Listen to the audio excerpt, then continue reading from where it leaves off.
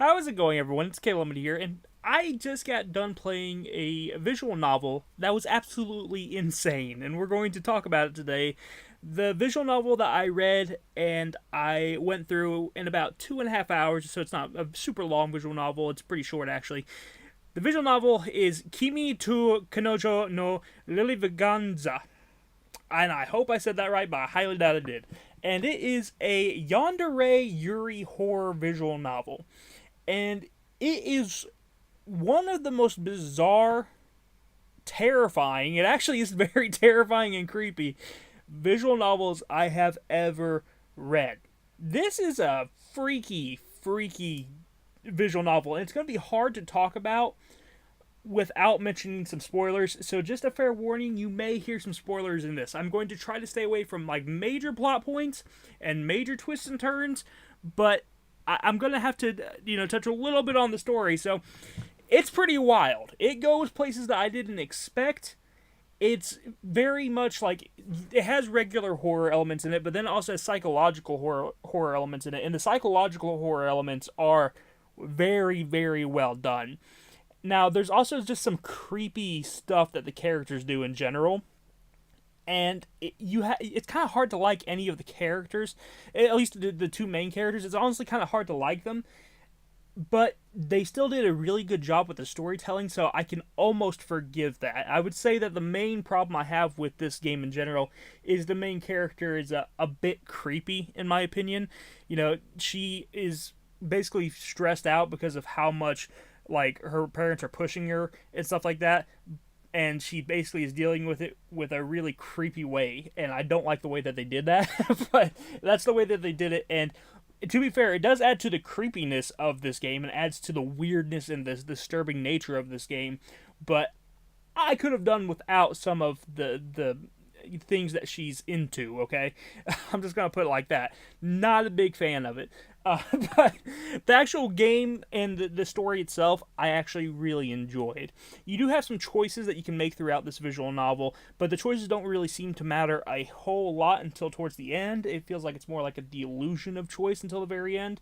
Sometimes you can click on an option and it will like give you it won't let you actually select the option, but it will kind of give you a glimpse of the future. It's really weird how it works, but I didn't actually mind it too much in this game. Usually I want more free will, but honestly, for what they were doing, I feel like they kind of had to go this way. This is a really odd game. I really need to talk about what it's about, but it's so hard to talk about it without talking about spoilers. But you play as this main character who she is basically she thinks that she caused the death of her best friend. And I mean, to be fair, she basically did, but her best friend is mysteriously back. So there's definitely some paranormal stuff going on right off the bat. Her best friend is back. There's a lot of creepy things happening around her best friend. Her best friend is obviously not who she once was, but there's also a really weird, dark past with her best friend that is very disturbing, and it's very odd, some of the stuff that they get into. And she is obsessed to the point of basically being a yandere to the main character. She is so obsessed that she is willing to hurt the main character to basically show her form of affection. She's very abusive, and it's this really creepy, toxic relationship that's going on. So it's very strange, and anyone who gets in the way of this relationship is going to feel this girl's wrath.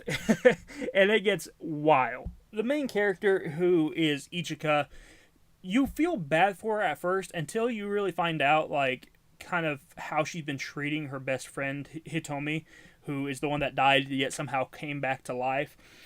You start to kind of hate Ichika for it, but then you realize things aren't what they seem, and the way that it kind of does this like trickery is really interesting, because it tricks you with by having two different perspectives through the story.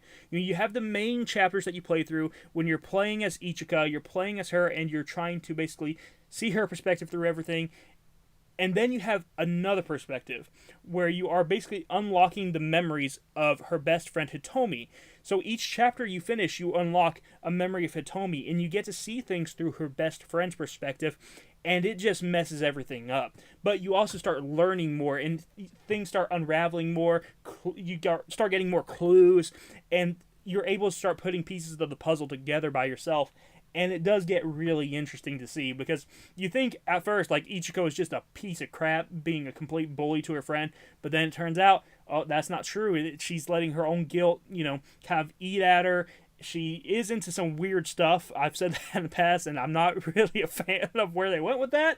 But either way, she's still a weirdo, but she didn't bully her friend the way that it makes you think that she did. It turns out Hitomi was actually the one that was pushing the line even further. Like, Ichika, she crossed the line, but then Hitomi obliterated the line is basically what happened. So that's where I'm going to kind of leave the story of their relationship. Their relationship is very, very strange. It's very complex. It's mysterious, but it starts unraveling very well. And you're able to understand it very well because it gives you these two different perspectives, and you're able to start piecing things together. And it does a good job of taking all these puzzle pieces and putting them together at the very end and explaining everything very, very well. This is a very bizarre game. There's a lot of horror elements. There's some witchy stuff going on in the background that's making some of the stuff even more confusing and, causing some memory loss with some characters. Actually, a lot of characters. Some characters don't remember things right, and even your main character doesn't remember certain things right, and it's just a gigantic... It's a cluster. Okay? It's a cluster, but it's done in such a way where it actually ends up being somehow perfectly coherent. It's very strange, but it's a very well-written visual novel. That being said, it's hard to recommend because of how dark it gets. I mean, right from the get-go, it's a super dark visual novel, right from the get-go. But with the way that it gets even further on in the story, and some of the choices that they made, and what the main character kind of delves into and is interested in, it's very strange, and I don't like it. I think it's gross. So it's kind of hard to recommend this game because of that, because the main character is also still kind of a weirdo. Now, they use that, the weirdness of the main character as a plot point. There's a lot of creepiness around the main character, and, some of the props that the main character uses throughout this. It actually becomes kind of thing that comes back and haunts her constantly throughout the main story, but it doesn't make the character any less creepy. So, but again, it does add to the story. They everything about this game is absolutely disturbing. It is a very disturbing game. It's a very creepy game. The atmosphere is creepy. The music is creepy. The characters are creepy. What the characters like is absolutely creepy. Everything about this game is disturbing, and they did a good job of wrapping it up and somehow making this gigantic mess coherent. I don't know how they did it, but it is impressive. I will say that. Now, in terms of the way it looks graphically, it actually looks pretty darn good for a visual novel. They used this thing called Live 2D, and I guess it's like a program that lets the actual characters on screen move a little bit. So I thought that was kind of cool. So some of the characters in some scenes will check themselves for injuries and stuff like that. I thought that was actually really interesting to see. So I actually didn't have an issue with that. I thought that was actually pretty cool. It's very bright and very colorful. It comes across as kind of like a cutesy art style, but then it obviously has way so much dark stuff happening that it's kind of insane, because it definitely is.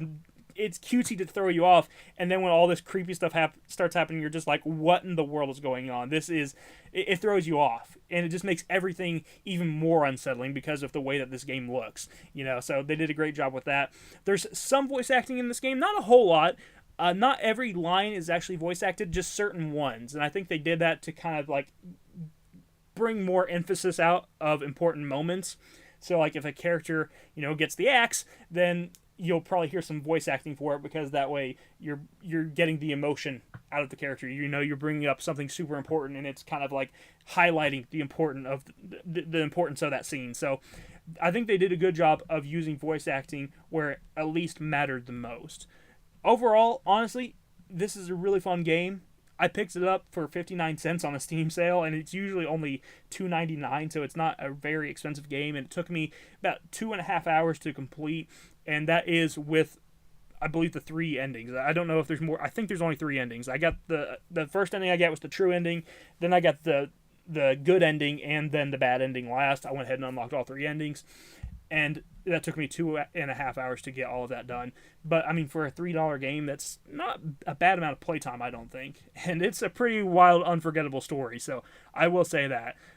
I'm not going to recommend it just because how dark it is and how messed up it is.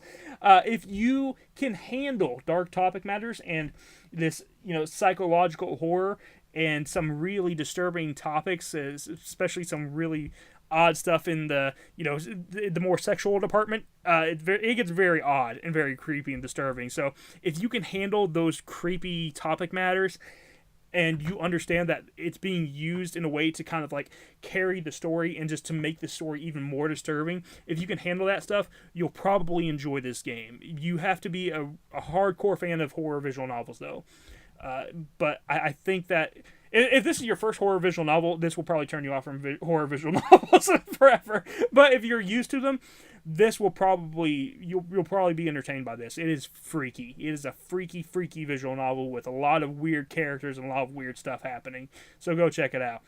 I'll talk to you guys in the next one. Go check out Kimi to Kanojo no Lilyvaganza. I don't know if I'm still saying that right, but go check it out at your own risk. I will talk to you guys in the next one. Bye-bye.